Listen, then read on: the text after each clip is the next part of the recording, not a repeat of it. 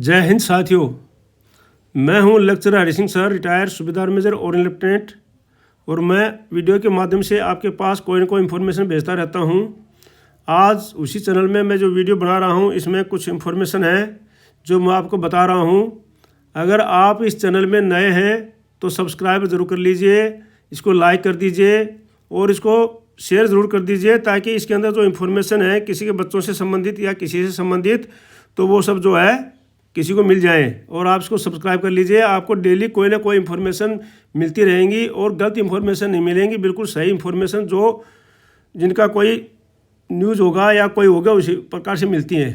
तो चलते हैं। आज सबसे बड़ी तो खुशी जेसीओज के लिए है कि एमओडी ने जो है जेसीओज को राजपत्रित अधिकारी मान लिया है। ठीक है नहीं, ये जेसीओज को जो है राजपत्रित अधिकारी मान लिया एमओडी ने।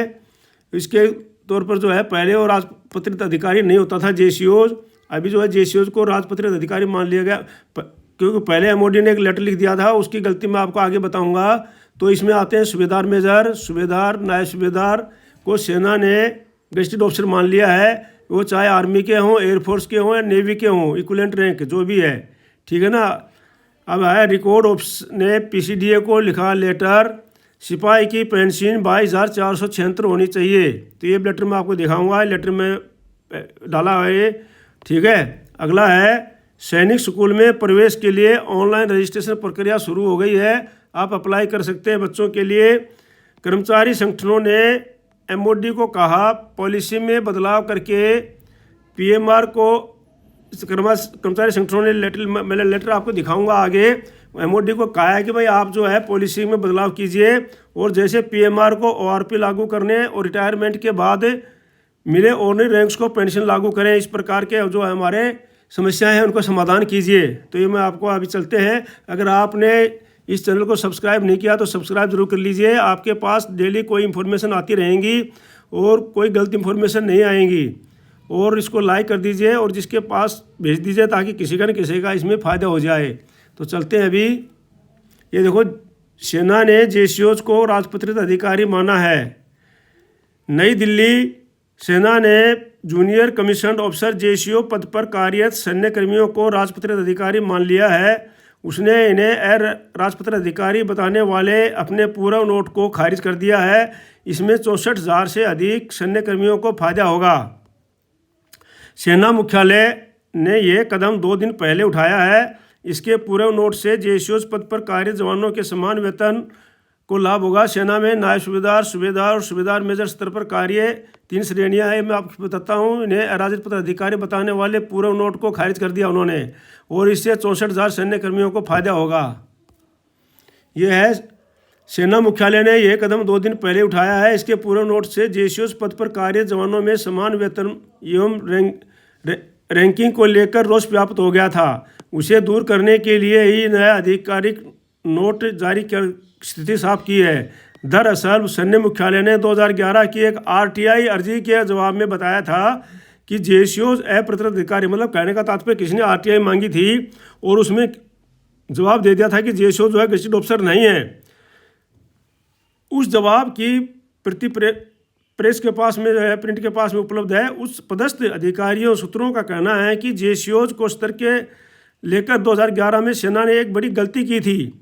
इसे अब जाकर सैन्य मुख्यालय ने ठीक किया है। इस व्यवस्था को सेना में कार्यरत 64,000 से अधिक जेसीओज को लाभ होगा।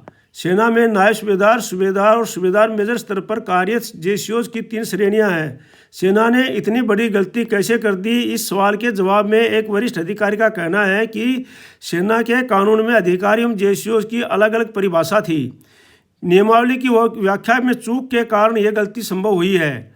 हाल में संपन्न सैन्य कमांडरों के सम्मेलन में हाल में जो संपन्न सैन्य कमांडर जो है आर्मी कमांडरों के एक कॉन्फ्रेंस में यह मुद्दा उठा था। सेना के मौजूदा वेतन ढांचे के अनुसार सूबेदार मेजर, सूबेदार पर कार्यरत सैन्य कर्मियों को तो राजपत्रित अधिकारी का वेतन मिलता है, लेकिन करीब 55,000 नायब सूबेदार हैं, वो अराजपत्रित अधिकारी श्रेणी की में वेतनमान पाते हैं।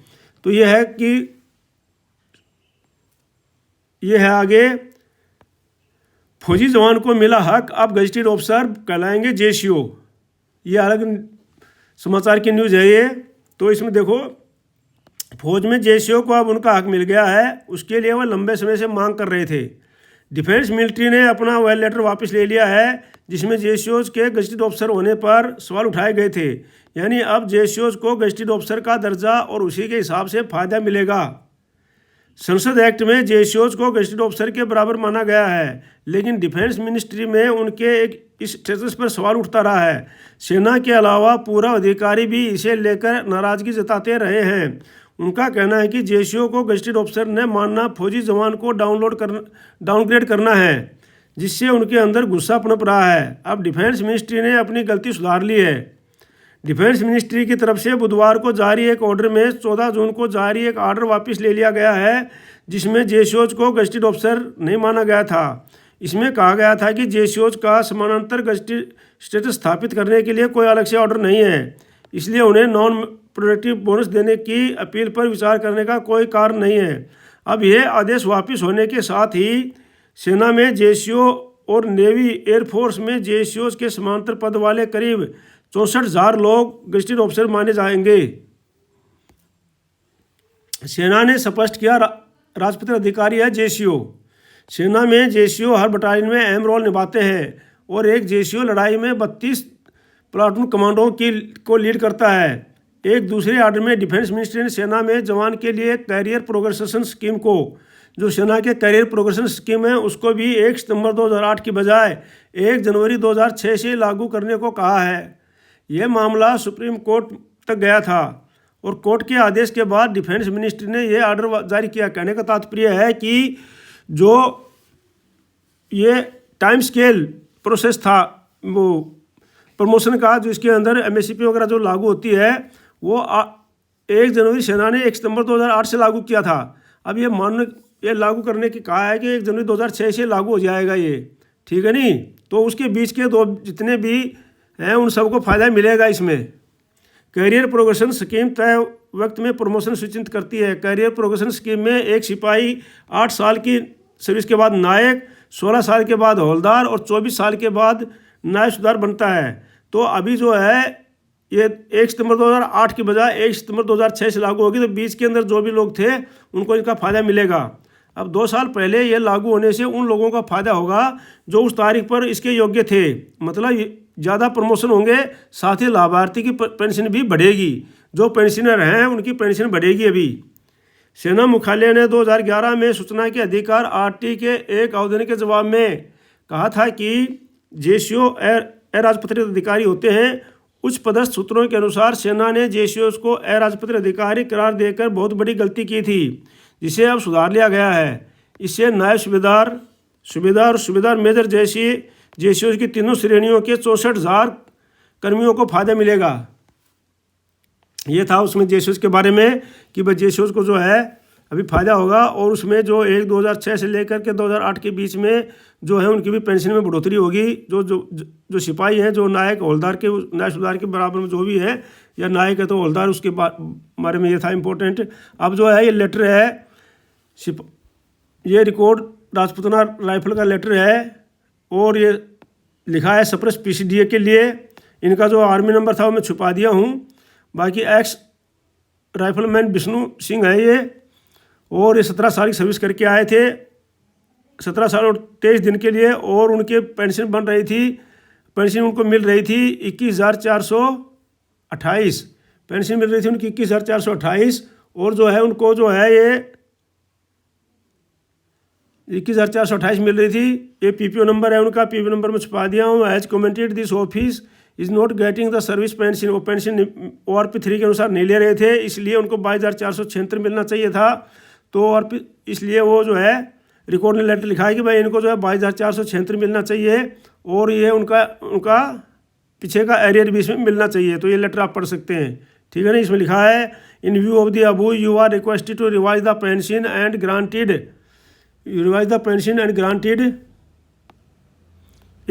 एरिया पर entitled rate of ORP 3 section taken subject में please be entitle of ESM under intimation. Office को इंटीमेट कर देना है, और इसमें इनका जो है पेंशन बढ़ा देनी है। अब अगला है राष्ट्रीय परीक्षा एजेंसी है नेशनल टेस्टिंग एजेंसी है ये है एक उच्चतर शिक्षा विभाग, शिक्षा मंत्रालय, भारत सरकार के तहत है, एक स्वायत्त संस्थान है, ये संगठन है, ये autonomous organization under the department of higher education, ministry of education, government of India. इसने नोटिस पब्लिश किया है 24/12/2024 को। All India Sainik school entrance examination जो है ये 2025 के लिए क्या है, ये बोलते हैं कि national testing agency will conduct the all India Sainik school entrance examination ISSC 2025 के लिए all India Sainik entrance exam लगेगी। एडमिशन होगा क्लास 6 और 9 में सैनिक school, new Sainik school all over India across the country, पूरे भारत में। फॉर द अकाडमिक ईयर 2025-26 के लिए है ये, 2025-26 के लिए एडमिशन होंगे पूरे भारत में। और इनके लिए जो है the schedule of All India Sainik entrance examination AISSC 2025 are as follow. Date of examination है will be announced on NTA website, यह अनाउंस कर दिया जाएगा। मोड ऑफ एग्जामिनेशन है पेन पेपर होगा, OMR शीट बेस्ड होगा। पेपर पैटर्न है multiple choice question होंगे इसमें। एग्जामिनेशन साइट्स है 190 साइट हैं ऑल ओवर इंडिया के अंदर। वो उस बुलेटिन में लिखा होगा, इंफॉर्मेशन बुलेटिन में। एलिजिबिलिटी क्राइटेरिया है कि candidate should be between 10 to 12 years, 10 से 12 साल के बीच में होना चाहिए। कितनी तारीख को, 31/3/2025 को, ठीक है नहीं। क्लास 6 के लिए है ये, क्लास 6 के लिए। Admission for girls open in class 6 only in all सैनिक स्कूल, ऑल सैनिक स्कूल में खुला हुआ है ये, न्यू स्कूल में नहीं है।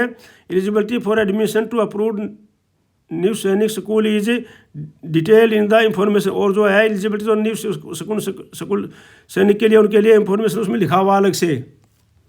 आगे है eligibility for admission class 9th के लिए है ये, उसमें candidate should be between 13 to 15 years, 13 से 15 साल के बीच में होना चाहिए 31/3/2025 को।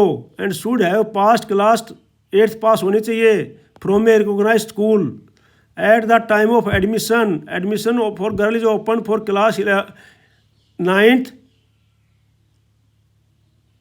9 subject to availability of vacancy. अब जो लड़कियों के लिए है वो वैकेंसी के ऊपर निर्भर है, जितनी वैकेंसी होंगी उतनी लड़कियों का एडमिशन होगा। एज क्राइटेरिया सेम जैसे बॉयज़ के लिए उन्हीं के लिए लड़कियों के लिए है।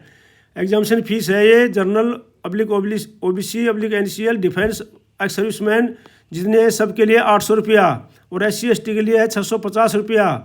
Online submission of application farm जो है ऑनलाइन फार्म करने के लिए डेट है 24/12/2024। Last date for submission of online application form, last date है 13/1/2025 5 बजे तक। Last date for payment of online fees, online fees जमा कर सकते हैं 14/1/2025 तक 11:50 तक PM तक, रात के आधी रात तक मतलब, ठीक है नहीं। ये उसकी वेबसाइट है, इसमें दिया हुआ सारा AISSC 2025। ये फॉर्म निकले हैं 24/12/2024 से लेकर 13/1/2025। ये डायरेक्टर एग्जाम NTA, तो इसमें आप अप्लाई कर सकते हैं जिसके बच्चे को। और अगर आप अप्लाई नहीं भी करते हैं तो इसको शेयर ज़्यादा से ज़्यादा कर दीजिए ताकि ज़्यादा से ज़्यादा बच्चों को फ़ायदा हो सके, एक्स सर्विसमैन के बच्चों को, ठीक है कि नहीं। अगला है कि ये जो है लेटर लिखा है ब्रिगेडियर इंद्र मोहन सिंह साहब ने, सेवानिवृत्त हैं वो, और ये उन्होंने भारतीय पूर्व सेवा लीग के हैं। और ये जो लीग है ये जो है मान्यता प्राप्त है MOD से।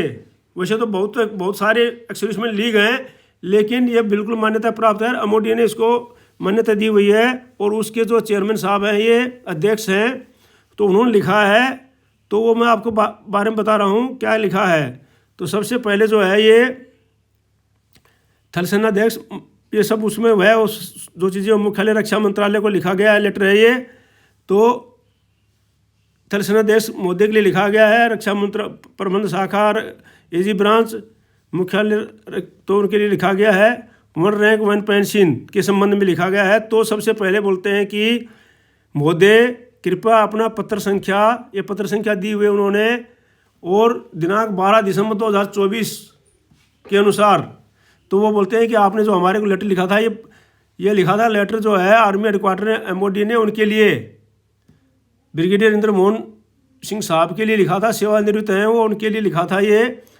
तो उन्होंने उसका जवाब दिया है कि सबसे पहले तो मैं AG को धन्यवाद देता हूँ, AG ब्रांच को जो है AG साहब को जो धन्यवाद देता हूँ, क्योंकि हमारे लगभग 2 वर्षों के प्रयासों के बाद पहली बार हमें AG कार्यालय से कोई संदेश प्राप्त हुआ है कि 2 साल तक हमने बहुत प्रयास किए हैं तब जो है हमारे को एक एजी से कार्यालय से संदेश प्राप्त हुआ है।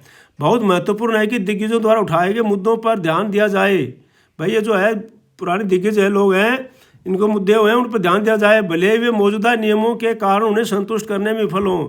कि चाहे आप जो है मौजूदा नियम है उनके कारण संतुष्ट नहीं कर पा रहे हैं, लेकिन पिछले कुछ वर्षों से नीतियों में हुए बदलावों को सरकार की नीति द्वारा पूरा नहीं किया गया है। कि भाई जो है वो बोलते हैं कि जो नीतियां हैं, जो पॉलिसी हैं, उनको बदलाव करो। बदलाव करने के बाद उन पॉलिसियों के कारण जो है भूतपूर्व सैनिकों की मांगों को नहीं माना जा रहा है और उनका जो वेलफेयर नहीं किया जा रहा है, जिस पर माननीय सर्वोच्च न्यायालय की स्वीकृति भी मंजूर है। और ऐसे ऐसे भी मुद्दे हैं जिन पे माननीय सर्वोच्च न्यायालय ने मंजूरी दे दी है, लेकिन आप लोग बोल देते हो कि ये हमारी नीतियों में नहीं है, तो इन नीतियों को बदलाव करो। जैसे कि वो रिटायरमेंट के बाद ऑनरी रैंक को पेंशन मिलना, ये सर्वोच्च न्यायालय ने बोल दिया है कि भाई जब न्यायाधीश साहब को दे दिया गया है तो बाकी को भी मिलना चाहिए। तो उसके लिए जो है आप इसमें आपकी नीति आप बोल देते हैं कि हमारी पॉलिसी में नहीं है, तो पॉलिसी को आप बदलाव कीजिए और उनके समस्या का समाधान कीजिए। इस प्रकार के मुद्दे हैं ये।